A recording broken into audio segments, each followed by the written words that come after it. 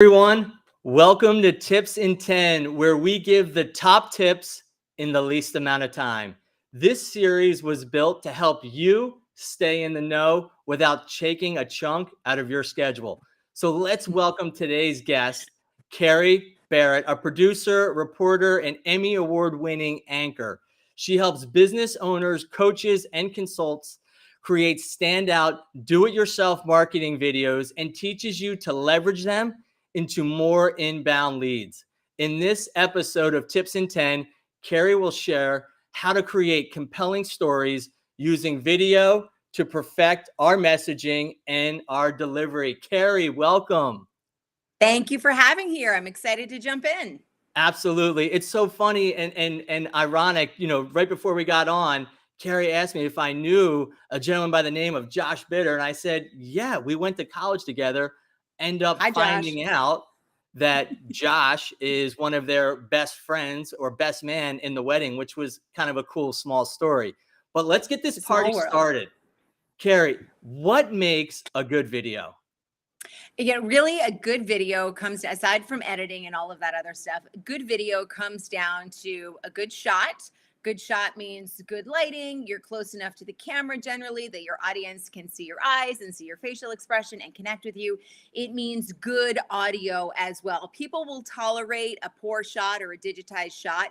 If you're doing live and your audio is bad, they're out. Aside from those sort of technical things, it's really about eye contact. It's about engaging your audience, and it's about delivering your content to the point. When somebody is watching you, whether it's on social media or you're doing another sort of marketing video, you're doing a webinar or a masterclass, or you're doing a vlog or a video email, the person that is watching, you want them to feel like you are talking directly to them, almost like you're reaching into the lens and you are talking right at them. And I'm sorry, I just realized I was looking at the wrong camera. I'm not used to looking at this one, but be looking right into the lens so that your audience feels like you are reaching out, sort of taking them by the hand and talking right to them. Those are the components of a great delivery. Do you see a lot of people not doing that? And just in terms of not looking in the lens, I mean, what does that feel like? Do you feel like you lose trust or something like that? You absolutely do lose trust. And I apologize. Again, I'm used to looking at my external cam, but for the sake of tech, I'm using my internal cam and I forgot. But the point is, so for example, I have a client who runs a funeral home, and she creates video content to educate her clients about, funeral planning, options that they have, end of life planning. And she did a video with these new urns that she has for people who have cremated their loved ones. And she's actually far away from the camera. And I said, here's what you need to do. You need to create this video as if you were sitting across the table from the person or the family member to whom you were talking about their options for the ashes of their loved one. That person needs to be able to look you in the eye just as they would if you were having this conversation with them in person. The beauty of video is that if it's done correctly, sales is an afterthought. You've already positioned yourself so that those sales calls of qualified leads are coming in on autopilot. If you don't have the marketing and the video component down well, there's a lot of extra work on the back end, or you're making cold calls. Video positions you so that you sit down, you sip your coffee on a Monday morning, you open up your phone and you see all of the consults that have been scheduled because your content has positioned you as someone that your ideal client should not only know, but should also like and trust. No, that's great. And they also talk about like practice makes perfect, right? We got to keep practicing over and over again.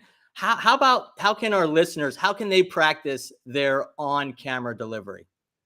Well, one of the greatest ways to practice on camera is by going live. Even if you're going live in your own Facebook group and the only person watching is your mom, live creates muscle memory and it creates confidence. And the reason it creates confidence is that if you can handle whatever is thrown at you live, your mic goes out or your light goes out or your camera freezes or you're doing an interview with somebody and they go off topic, all of those little mistakes are what builds confidence. You know that you can handle whatever is thrown your way. And that was certainly the issue for me when I was on air as a news anchor and reporter. That's how I grew confidence and skills. When you're practicing for recorded video, there's a couple of things that I suggest. Number one is just get your phone. You don't need any fancy tech, and open up your camera and shoot video of yourself for 30 seconds a day. Nobody has to watch it. It is just for you. I don't care if you're walking around your home and you're narrating the fact that you're walking down to the kitchen and you're going to get a cup of coffee or whatever it is. Practice talking into that lens and then go back and watch. The other thing is that I used to take a simple object like a pen or I don't know, a quarter or whatever it is, and I would ad lib about it for first 30 seconds and then 45 seconds and then a minute until I got comfortable with the idea of just speaking off the cuff. And the key thing is you don't know a ton about this pen. You know that it's white, it's I don't know, 6.5 or 7 inches, and somebody's chewed the end off of it. But beyond that, there's not a lot of knowledge that you really have. Like, where does the ink come and where is it made and who invented it? But getting comfortable just speaking about something like that is a key to making your on-camera delivery smooth and compelling. I would take this pen and I would gush over it. This pen is amazing. It is 6.5 inches. It writes beautifully. It's white. I think my kid got a hold of the end of it. Just gush and practice going over the top, because going over the top on camera makes you look normal in real life. Camera takes 3D, it turns it into 2D. You have to mitigate that. No, that is a great point. And I remember actually I was on the Family Feud, and when we were trying out, they said to also just be yourself too. A Yeah. lot of times people would try and just overdo it. And then next, they're going to be terrible in front of the camera because they're not, they're going to get nervous. They're not being themselves. So I got to think being yourself too as well is important. 100%. People get in front of the camera and gosh, I'm looking at the wrong lens again. It's habit at this point. People get in front of the camera and they can't roll with mistakes like that. And they've created these two divergent now conversations in their mind. Like, oh, here's what I'm talking about. And oh my gosh, I made this terrible mistake. And how will I ever recover? It's putting all of that perfectionist tendencies that we all have out of your mind and realizing that when you're creating content for your business or you're creating thought leadership pieces or inspirational or motivational pieces, nobody is drawn to the perfection.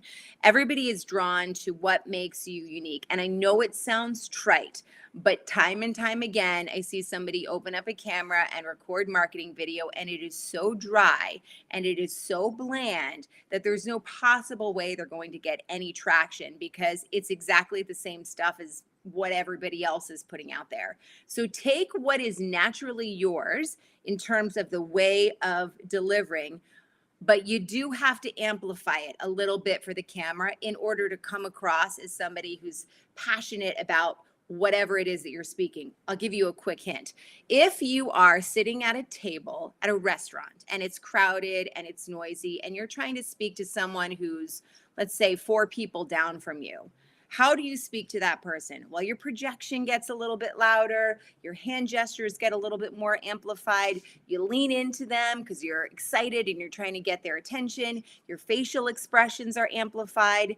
That's how you mitigate the challenges of the camera. You speak to the camera lens, that person, the same way that you would do that. Absolutely. Absolutely. So you got to get comfortable. Well, I want to finish up. with a speed round because this is actually one of my favorite time of the tips in 10 and just have a little fun with it. So we finish strong. So I got a question for you. I actually talked a little bit about it a little bit ago. So Family Feud or Wheel of Fortune? Family Feud. Okay, good. Barry Manilow or Barry White? This is a tough one. I just Barry White. Excellent. Excellent. And then last one, but not least, this one's going to, determine our friendship right here and right now. Christmas Vacation or Elf?